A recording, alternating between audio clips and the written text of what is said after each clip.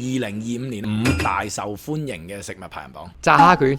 炸天婦羅壽司得唔得啊？哦，即係一條蝦喺上面嗰個。係啦，唔係嗰個。佢係第4咯，係啦。OK，呢個都正。佢蛋黃醬加照燒汁啊，呢個識食。香港人最愛。大圍啲啊，三文魚腩咯。三文魚啊，number one 啦，咁就永遠係香港人最愛，但係其實日本人同埋佢有佢嗰種油香嘅。係因為日本人唔食嗰啲嘢，跟住俾香港人食。有冇元氣卷啊？元氣卷喺特別提名裏邊。係，因為我覺得正，一嚿三文魚下面就係飯，跟住裡面係魚皮加青瓜咯。你冇吞口水先。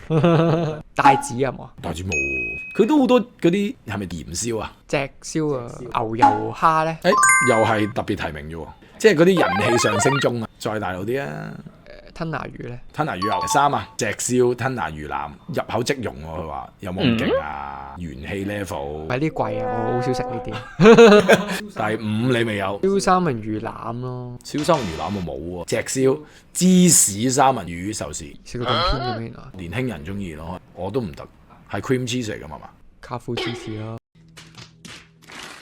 但係同你個 list 好似爭好遠。大到嘅，覺得。